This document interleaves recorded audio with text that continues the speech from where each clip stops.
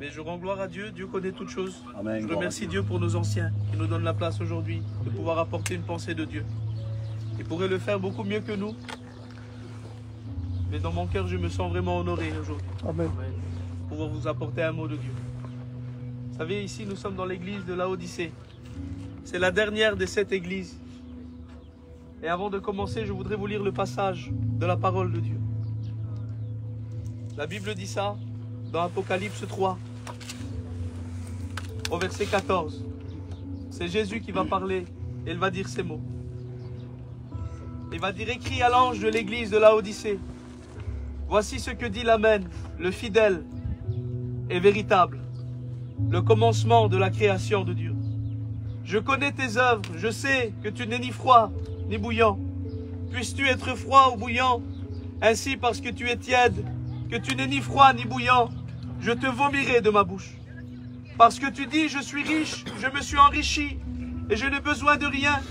Et parce que tu ne sais pas que tu es malheureux, misérable, pauvre, aveugle et nu, je te conseille d'acheter de moi de l'or éprouvé par le feu, afin que tu deviennes riche, et des vêtements blancs afin que tu sois vêtu, et que la honte de ta nudité ne paraisse pas, et un collier pour oindre tes yeux, afin que tu vois. Moi je reprends et je châtie tous ceux que j'aie. Aie donc du zèle et repens-toi. Voici, je me tiens à la porte et je frappe. Si quelqu'un entend ma voix et qu'il ouvre la porte, j'entrerai chez lui. Amen. Et je souperai avec lui et lui avec moi. Amen. J'aimerais vous dire amen, et bien que cette église de Laodicée, eh bien c'était une ville extraordinairement riche. On l'a vu par rapport à cette église qui a été construite au IVe siècle. On appelait cette ville la cité des banquiers. C'est une ville qui était extraordinairement riche. Dans cette ville, il y avait des industries qu'on appelait l'industrie du textile, la fabrication de vêtements en laine de mouton noir. Ça coûtait très cher, c'était des vêtements de luxe. Et ici venaient des gens du monde entier pour pouvoir soigner leurs yeux. Parce qu'ici, il y avait un collier qui était fabriqué seulement à Laodicée, qui guérissait les yeux.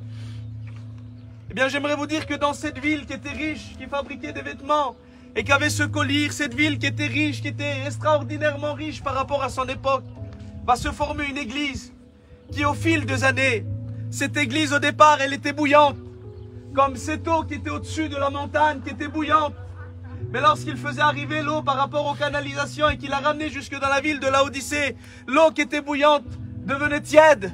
Et cette ville, au fil des années, a commencé à perdre son feu pour Dieu, a commencé à perdre son cœur qui était brûlant pour Dieu, et a commencé à être tiède, a commencé à se mélanger avec cette ville, à se conformer au siècle présent. Elle a voulu goûter au luxe, elle a voulu goûter aux richesses, au matérialisme, à la facilité, au conforme, comme ces chrétiens d'aujourd'hui, parce que l'église de Laodicée ressemble beaucoup à l'église d'aujourd'hui. Ces chrétiens qui ne se contentent plus du pain de Dieu, ces chrétiens qui ne se contentent plus de vivre une vie avec Dieu, mais qui veulent goûter au monde, qui sont attirés par les choses du monde, qui sont attirés par le luxe et par le confort, et qui veulent se conformer. Ces chrétiens qui veulent vivre comme ils veulent, tout en s'appelant chrétiens et en gardant une religiosité extérieure. Oui, cette église ressemble beaucoup aux chrétiens d'aujourd'hui. Cette église de Laodicée, mes frères et sœurs, est tombée dans l'illusion de croire qu'on peut vivre comme on veut, de croire qu'on peut faire ce qu'on veut, de croire qu'on peut avoir la vie qu'on veut, tout en allant au ciel. Et ça, c'est faux, c'est pas vrai. C'est une église qui était dans l'illusion, une église qui vivait dans l'irréel. Et le diable est en train de faire tomber beaucoup de chrétiens dans l'illusion, de leur faire croire un évangile qui n'est pas vrai. Le mot illusion veut dire artificiel. Vous avez vu un feu d'artifice le 14 juillet. Ça nous en met plein la vue. Ça nous coupe le souffle. C'est époustouflant, c'est beau, c'est merveilleux. Mais ça dure pas. C'est artificiel. C'est quelque chose qui n'est pas vrai. C'est des lumières qui sont pas vraies. Le mot illusion veut dire trucage. Quelque chose de truqué, de falsifié, de tordu. Eh bien, j'aimerais vous dire qu'aujourd'hui, mes frères et sœurs, oh, l'ennemi voudrait que ta vie chrétienne soit truquée, falsifiée, tordue. Mais la Bible dit dans 2 Corinthiens 2,17, car nous ne falsifions pas la parole de Dieu, comme le font plusieurs, mais c'est avec sincérité que nous parlons en Christ devant Dieu. Le mot illusion veut dire sentiment du réel ou du vrai, mais faux par rapport à la réalité. Et j'aimerais vous dire, mes frères, que le monde, le diable aujourd'hui, veut faire tomber beaucoup de chrétiens dans l'illusion. Une fausse vie chrétienne, une fausse foi, un évangile truqué, un évangile falsifié, un évangile de la prospérité qui te dit viens à Jésus et tout ira bien, viens à Jésus et tu n'auras plus de problème, viens à Jésus et tu seras plus malade, viens à Jésus et tu seras plus touché par la pauvreté, viens à Jésus et tu vivras dans le péché, viens à Jésus et oh t'inquiète pas, c'est pas grave. Et ça c'est un faux évangile, c'est un évangile qui améliorera peut-être un peu la vie du pécheur, mais qui ne l'emmènera pas au ciel. Mais j'aimerais vous dire qu'aujourd'hui nous ne sommes pas là pour te prêcher un faux évangile.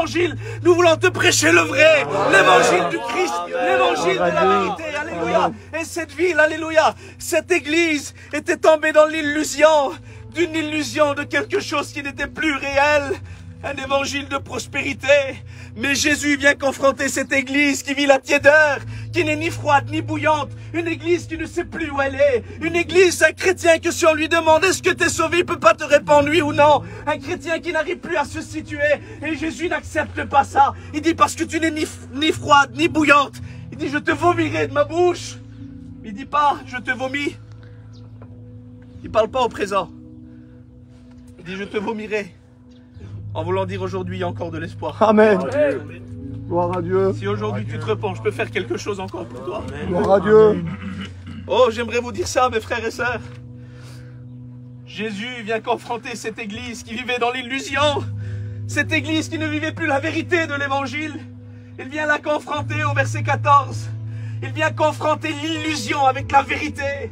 Et il va se présenter à cette église en disant, voici ce que dit l'Amen, le témoin fidèle et véritable. Et j'aimerais vous dire ça, que même si Laodicée était tombée dans l'illusion, même si Laodicée était tombée dans quelque chose d'irréel, où elle croyait qu'elle était bien et qu'elle ne l'était pas, même si tout n'était qu'illusion, même si Laodicée avait changé, Christ n'avait pas changé. Il vient la confronter avec la vérité. Il dit, moi je suis le véritable. Alléluia. Je suis le véritable, je suis la vérité. Christ, lui, il est la vérité. Et il va dire à cette église, parce que tu dis, je suis riche, je me suis enrichi, je n'ai plus besoin de rien. Jésus